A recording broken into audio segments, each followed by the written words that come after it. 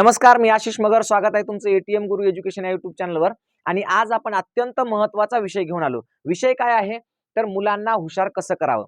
कारण बघा, पालकांसमोरचं सगळ्यात मोठं आव्हान काय आहे आज, तर आव्हान असं आहे की भविष्यातली जी स्पर्धा आहे किंवा भविष्यामध्ये जी वाढणारी स्पर्धा आहे त्या स्पर्धेत आपलं मूल टिकेल की नाही. आणि हे मूल टिकवायचं असेल तर आपलं मूल हुशार असावं असं प्रत्येक पालकाला वाटतं.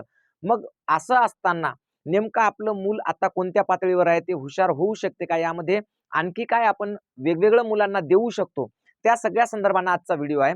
कारण बघा, सगळ्यात महत्त्वाचं असते मुलाची बुद्धिमत्ता.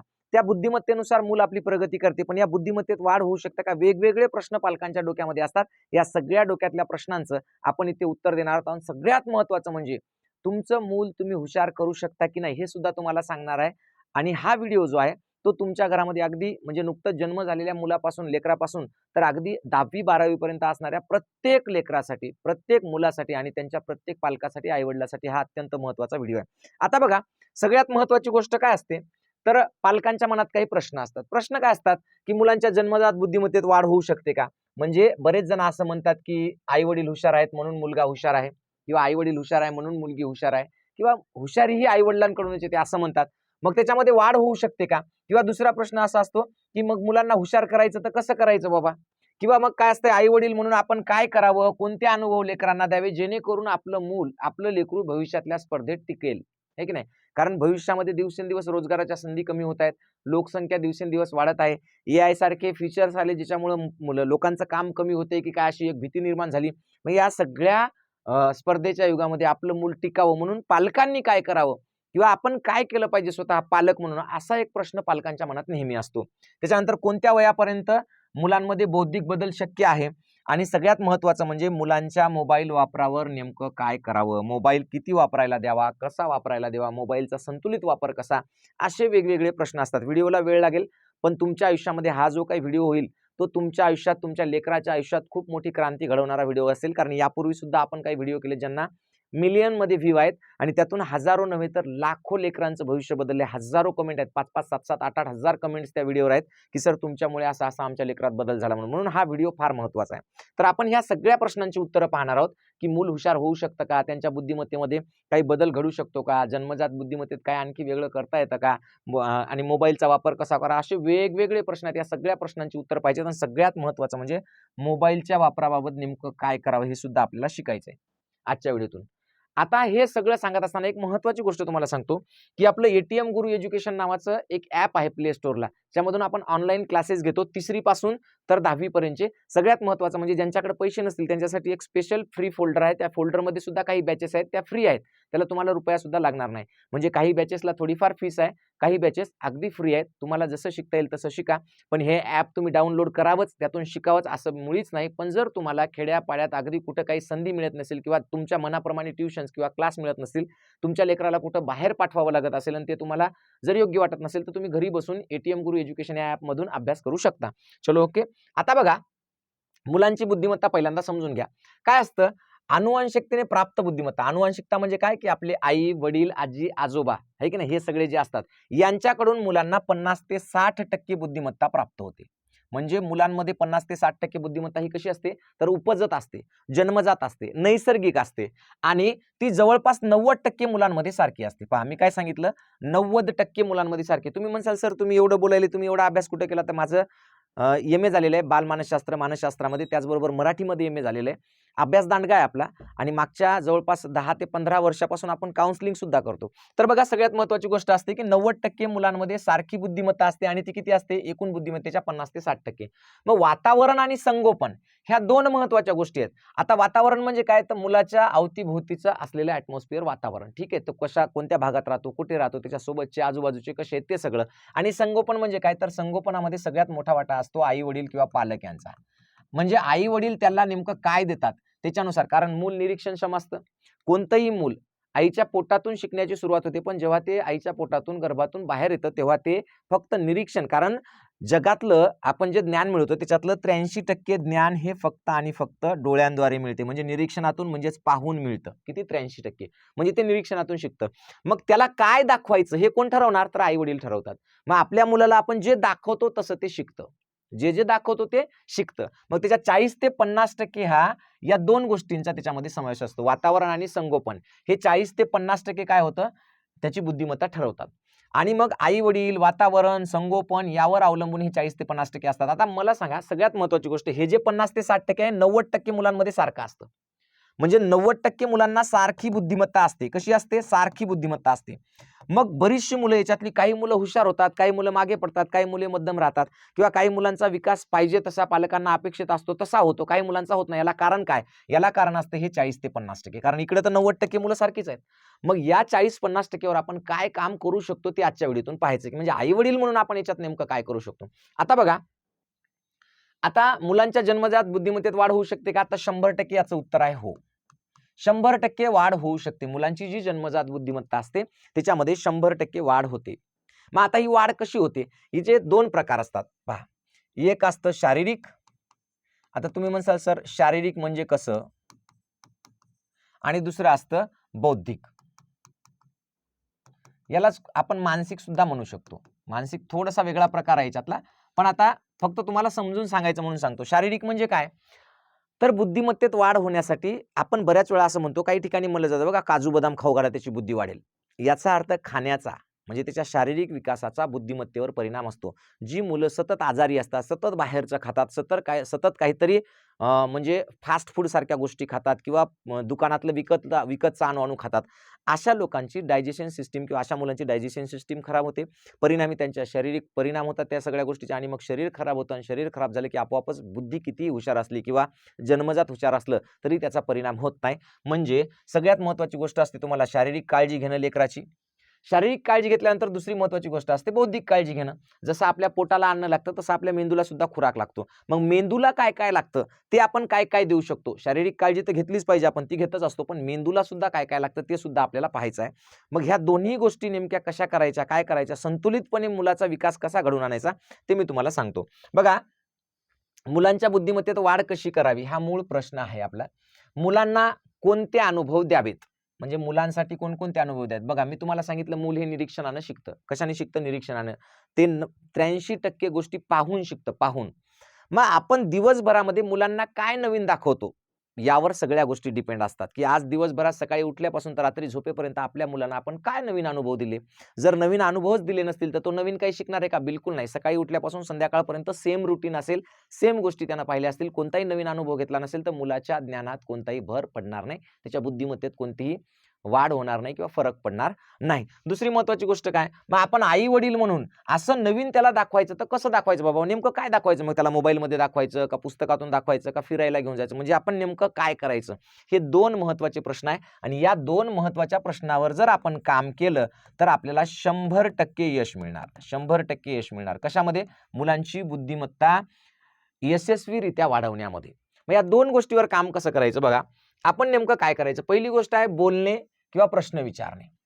हे कशातलं आहे? तर तुम्हाला मी सांगतोय की हे मुलांना कोणते अनुभव द्यावेत आणि आई वडील म्हणून आपण काय करावे, या दोन प्रश्नाच्या उत्तरातून मी तुम्हाला सांगतो की बोलणे किंवा प्रश्न विचारणे. तर मुलांनी, आपण नेहमी म्हणतो की जास्त बोलू नये, पण मुलांनी जास्त बोललं पाहिजे. जास्त बोलणे महत्वाचे आहे. तुम्ही म्हणसाल सर मग मुलं उलटं बोलतात. ठीक आहे, आपण ते उलटं बोलण्याला आपण त्याला हळूहळू वेगळी वळण लावू शकतो किंवा सवय लावू शकतो. पण मुलांनी जास्तीत जास्त बोललं पाहिजे, जास्तीत जास्त प्रश्न विचारले पाहिजे. आता हे प्रश्न कधी विचारणार? जर समजा मुलगा मांजर पाहतोय, मांजर आहे तुमच्या घरात, मुलगा पाहतोय, त्यानं जर पहिल्यांदा मांजर पाहिलं तर ते विचारेल की हे काय आहे. पण त्याला जर एकदा माहित झालं की हे मांजर आहे तर ते त्या मांजराबद्दल पुन्हा प्रश्न विचारेल का? नाही. म्हणजे मुलांना जितके नवे अनुभव देसाल, आज मांजर पाहिलं, उद्या तुम्ही त्याला फिरायला घेऊन गेलात, काहीतरी वेगळं दाखवलं है ना, मोर दाखवला, ससा दाखवला, लांडगा दाखवला, काहीतरी वेगळं दाखवलं तर मुलगा प्रश्न विचारेल की हे काय आहे. बरोबर आहे. मग मुलांना जास्तीत जास्त प्रश्न विचारण्यासाठी काय करता येईल? समजा तुमच्याकडे मूल लहान असेल तर तुम्ही त्याला रोज फिरायला घेऊन जाऊ शकता. त्याला बस स्टँड दाखवा, रेल्वे स्टेशन दाखवा. बस स्टँडवर राहणारी माणसं, काम करणारी माणसं, भीक मागणारी माणसं, रेल्वे स्टेशनवर काम करणारी माणसं, भीक मागणारी, वेगवेगळे अनुभव द्या. त्याला मोठी घरं दाखवा, छोट्या झोपड्या दाखवा. मग ते विचारेल की ही झोपडी का आहे? हे घर मोठं का आहे? मग ते मोठं घर असण्यामागचं कारण काय? झोपडीत राहणाऱ्या लोकांमागचं कारण काय? त्याला शेत दाखवा, शेतशिवार दाखवा, शेतात काम करणारी लोकं दाखवा, कंपनीत काम करणारी लोकं दाखवा. मग त्याला कळू द्या शेतात काम केल्यानं काय होते, तिथून धान्य कसं निर्माण होते, ते आपल्या घरात कसं येते, आपण खातो कसं. एकाहून एक असे हजारो अनुभव आहेत जे तुम्ही मुलांना देऊ शकता. पण आजकाल पालकांचं काय झालं, सकाळी उठलं तेव्हापासून एक असं स्पेसिफिक असं आयुष्य झालंय. म्हणजे त्याला काय म्हणतो आपण चाकोरीबद्ध, की सकाळी उठायचं, मुलं उठले की त्यांच्या हातात मोबाईल द्यायचा, मग आपण काहीतरी खायला बनवायचं, त्याला ते पाहत-पाहत खाऊ घालायचं, नंतर पुन्हा मोबाईल, नंतर पुन्हा थोडंसं खेळणं, कधी वाटलंच बाहेर जाणे तर त्याला गार्डनमध्ये घेऊन जायचं आणि तिथून पुन्हा परत घरी घेऊन यायचं. गार्डनमध्ये किंवा खेड्यामध्ये जर असेल तर खेड्यामध्ये तरी मुलांना वेगवेगळे अनुभव मिळतात रोज. ढोरं, गाई, वासरं, शेती ह्या सगळ्या गोष्टी चर्चा पाहिल्या जातात. पण शहरात तर घरातल्या घरातच फक्त ठेवल्या जातं. म्हणून सगळ्यात महत्त्वाची गोष्ट आहे, तुमच्या मुलाला बोलतं करा. काय करा? बोलतं करा. आणि ते पण असं बोलतं करा, की ज्याच्यातून प्रश्न निर्माण झाले पाहिजे. मुलांनी वारंवार प्रश्न विचारले पाहिजे, वारंवार. जितके जास्त प्रश्न तो विचारेल, तितकी त्याची बुद्धी चौकस होईल आणि जितकी बुद्धी चौकस होईल, तितक्या त्याचा बुद्धीचा विकास होईल आणि त्याची ज्ञानाची कवाडे किंवा दरवाजे जी खुली होतील बुद्धीची आणि त्याच्यातून तो हुशार होईल. म्हणून मुलांना बोलतं करणं फार महत्त्वाचं आहे आणि ते बोलतं करण्यासाठी तुम्ही त्याला वेगवेगळे अनुभव देणं फार महत्त्वाचं आहे. आता अनुभव कोणते द्यावे? तर सकाळी उठल्यापासून संध्याकाळी झोपेपर्यंत तुम्हाला जेवढे शक्य आहेत तेवढे सगळे. रोज मुलांसाठी थोडा वेळ काढा. मुलांसमोर वेगवेगळ्या गोष्टीवर चर्चा करा. त्याच्यात त्यांना सामील करून घ्या. नाहीतर मोठे बोलायलेत, मध्ये-मध्ये बोलू नको, आमचं आम्ही बोलतोय. असं म्हणून मुलांना तिथून झिडकारून लावू नका. त्याने मुलांच्या मेंदूवर, मनावर विपरीत परिणाम होतो. ठीक आहे. दुसरी महत्त्वाची गोष्ट काय याच्यामध्ये? तर वाचन, लेखन, चित्र काढणं. आता हे का सांगतो मी वाचन? आता मुलं कधी वाचतील? जर तुम्ही घरात पुस्तक आणत असाल तर. बघा, तुमच्या घरामध्ये किराण्याला ₹5,000 खर्च होत असतील. करेक्ट आहे? दर महिन्याला किराण्याला ₹5,000. तर किमान याच्या 10% खर्च तुमचा पुस्तकावर झाला पाहिजे. म्हणजे ₹500 तरी तुम्ही नवीन पुस्तकं आणली पाहिजेत. मग आता पुस्तकं कोणती आणायची? तर विज्ञानाची अनेक पुस्तकं विज्ञानासारखी असतील किंवा वेगवेगळे राजकीय मोठमोठे जे राष्ट्रपुरुष होऊन गेले त्यांची पुस्तकं असतील. म्हणजे म्हणजे अमेरिका, इंग्लंडपासून, चर्चिलपासून, बराक ओबामापासून, तर महात्मा गांधीपासून, तर अगदी सुभाषचंद्र बोस यांच्यापर्यंत, भगतसिंगांपर्यंत सगळे जी पुस्तकं असतात ती हळू छोटी-छोटी पुस्तकं घ्या. काही विज्ञानाची पुस्तकं असतात. जी पुस्तकं काय सांगतात, की का, कसे, काय म्हणजे मुलांना जे वेगवेगळे प्रश्न पडतात त्याच्यावर सुद्धा पुस्तकं आहेत मोठमोठी, की का? म्हणजे एखादी गोष्ट का होते? कशी? एखादी गोष्ट कशी घडते? असे विज्ञानाचे सायन्सवरचे पुस्तकं आहेत वेगवेगळे. त्याच्यामध्ये गोष्टी रूपानं सगळं दिलेलं असतं. मग असे पुस्तकं आणा. त्यांना जास्तीत जास्त वाचन करू द्या. त्यांना प्रत्येक गोष्टीवर काहीतरी लिहायला लावा. छोटे-छोटे मग ते पहिली पासूनचे जे मुलं असतील 10वी पर्यंतचे प्रत्येकाला, की तू एक पुस्तक वाचलं त्याच्यावर 4 ओळी लिहून दाखव. आज तू मामाच्या इथे गेला होता लग्नाला. लग्नात काय-काय घडलं लिहून दाखव. म्हणजे त्याला एक्सप्रेस करायला वाव मिळतो. स्वतःला प्रगट करायला वाव मिळतो. आणि एकदा तो प्रकट करायला शिकला, स्वतःला प्रगट करू लागला, स्वतःला अभिव्यक्त करू लागला, की आपोआपच त्याच्यामध्ये वेगवेगळ्या गोष्टींची निर्मिती होते. चित्र काढणे, जी मुलं लहान आहेत, ज्यांना अजून लिहिता वाचता येत नाही, त्यांना चित्र काढायला लावा, की चल घराचं चित्र काढ मस्तपैकी. तुला काय वाटतं? तुला कोणतं खेळणं आवडतं? त्या खेळण्याचं चित्र काढ, याचं काढ, त्याचं काढ. जी लहान मुलं असतात, ज्यांना नुकताच हातात पेन धरता येतो, पेन्सिल धरता येतो, त्यांना चित्र काढायची फार आवड असते. चित्र रंगवणे, काढणे, अशा वेगवेगळ्या गोष्टी करून तुम्ही काय करू शकता? त्यांच्या मेंदूला चालना देऊ शकता. म्हणजे लहान लेकरांची जी बुद्धिमत्ता आहे ती तुमच्या प्रयत्नानं तुम्ही कितीही वाढवू शकता, कितीही. कारण बुद्धीची अजूनपर्यंत अशी काही क्षमता ठरलेली नाही, की याच्या लिमिटपेक्षा जास्त बुद्धीमध्ये काही साठू शकत नाही. तुम्ही कोणतीही नवीन गोष्ट काढा, ती नवीन गोष्ट लगेच मानवी मेंदू शिकून घेतो. म्हणजे बुद्धीला काही लिमिट्स नाहीत, मर्यादा नाहीत, है की नाही? मग त्या मर्यादा वाढवण्यासाठी प्रयत्न करा. हे झालं मानसिकरित्या. आता सगळ्यात महत्त्वाची गोष्ट काय तर शारीरिकरित्या सुद्धा आहे आहार. आता आहारामध्ये आपण वारंवार असं म्हणतो, की आहार हा परिपूर्ण असला पाहिजे. म्हणजे त्याच्यामध्ये सगळ्याच गोष्टी असल्या पाहिजे. त्याच्यामध्ये जीवनसत्वे असली पाहिजे, प्रथिने असले पाहिजे, फॅट्स असले पाहिजे, आहे ना, प्रोटीन्स असले पाहिजे, सगळ्या गोष्टी असल्या पाहिजे. मग त्याच्यासाठी काय तर सगळ्यात महत्त्वाची गोष्ट आहे तुमचं दुकानावरचं बाहेरचं पॅक्ड म्हणजे जे पाकिटात मिळते ते खाणं टाळा. बिलकुल खायचं नाही. त्याच्यामध्ये वेगवेगळे घटक असतात. त्यांनी काय परिणाम होतात आणि ते बाकीचं जे आहे, जे Instaवर याच्यावर चालतं त्याच्यामध्ये काही 100% खरेच गोष्टी असतात असं काही नाही. पण सध्या दिवसेंदिवस भेसळयुक्त अन्न जास्तीत जास्त यायला लागलं पॅकेजिंगमधलं. त्याच्यामुळे ते खाऊ घालू नका. मुलांना ते घरी तयार करून खाऊ घाला. पण मुलांना नियमितपणे दिवसातून सकाळी उठल्याबरोबर चहा, बिस्किट काहीही देऊ नका. पहिलं उठलं की त्याला जेवायला द्या. न्याहारी अत्यंत महत्त्वाची आहे. त्याला दिवसभरातून 3दा, 4दा, 5दा जितके वेळा तो जेवेल तितके वेळा त्याला हळू-हळू, थोडं-थोडं खायला लागू द्या. आणि हे जेवण करत असताना त्याला डाळ, तांदूळ, गहू, ज्वारी, बाजरी जे काही असतं ते सगळे पदार्थ खाऊ घाला, आवडी-निवडी बाजूला सारून. आणि हे कधी करतील ते जर तुम्ही स्वतःहून जर ते खात असाल तर. नाहीतर तुम्हाला स्वतःला एखादी विशिष्ट भाजी आवडते, तुम्ही 4 दिवसातून तीच भाजी आणून करून खाता, तुम्हीच मॅगी करून खाता आणि मुलांना म्हणता, "नाही, नाही, तू आता कोबीची भाजी खाल्ली पाहिजे, तू पालक खाल्लं पाहिजे, तू अद्रक" म्हणजे जे काय असेल ते. तर ते तसं जमणार नाही. तुम्ही स्वतः त्याच्यामध्ये बदल केला पाहिजे अशा पद्धतीनं. त्याच्यानंतर पहा झोप. हे अत्यंत महत्त्वाचं आहे. झोप जर परिपूर्ण झाली तरच मेंदूचा विकास चांगल्या प्रमाणात होतो. मेंदू ताजातवाना होतो. मग झोप म्हणजे काय? तर पहा, लवकर निजे, लवकर उठे, त्यासी लाभे आरोग्य, धन, संपदा असं म्हटलं जातं. तर लहान लेकरं जे कोणी असतील 10वी पर्यंतचे सगळेच यांनी जर समजा 5वीच्या आतले असतील, याचे 2 गट करू आपण. एक पहा, एक तर 5वी 6वी पर्यंतची मुलं जी असतात त्यांनी किमान 9 वाजताच रात्री झोपलं पाहिजे. किती वाजता? 9 वाजता झोपलं पाहिजे. 10वी 12वी पर्यंतचे असतील तर त्यांनी 10 वाजता झोपलं पाहिजे. तुम्ही म्हणसाल 9ला आणि 10ला तर आमचं जेवणच होत नाही. प्रत्येक लहान लेकराचं जेवण हे 6 ते 7च्या दरम्यान झालं पाहिजे. त्याच्यानंतर त्याला काही जेवायला देऊ नका. किती वाजता जेवायला झालं पाहिजे? 6 ते 7. तसं तर सूर्य मावळायच्या आधीच जेवली पाहिजे मुलं. कारण तुम्ही निसर्गामध्ये पाहिलं असेल तर सगळे पक्षी, प्राणी, सगळे ज्या गोष्टी असतात ते सूर्य मावळण्याच्या आत आपापल्या घरट्यात, खोप्यात जाऊन बसतात. तुम्ही म्हणसाल नाही सर, वाघ तर रात्रीचा शिकार करतो. काही प्राणी जे असतात ते म्हणजे रात्रीचे शिकार करतात. पण साधारणतः सर्वसाधारण जे प्राणी असतात ते 90-99% हे सगळे सकाळी सूर्योदयापूर्वी उठतात. चिमण्या पहा तुम्ही, पाखरं पहा, त्यांची कलकल 5ला चालू होते आणि त्यांची कलकल थांबते कधी तर 6 वाजता थांबून जाते, संध्याकाळी सूर्य मावळण्याच्या वेळेला. मग त्या पद्धतीनं मुलांना संध्याकाळी 9 वाजेपर्यंत झोपवलंच पाहिजे कोणत्याही परिस्थितीमध्ये. मोठी मुलं असतील तर 10 वाजेपर्यंत आणि सकाळी 5 वाजता मुलं उठली पाहिजे. आता मुलं 5 वाजता कधी उठतील? जर तुम्ही स्वतः उठले तर. नाहीतर तुम्ही मुलांना हळूहळू उठवले, उठ 5 वाजले आणि तुम्ही स्वतः 8 वाजेपर्यंत झोपतायत, असं शक्य नाही. म्हणून शक्यतोवर पालकांनी सुद्धा, आईवडिलांनी सुद्धा 10 वाजेपर्यंत झोपी जाणं आवश्यक आहे.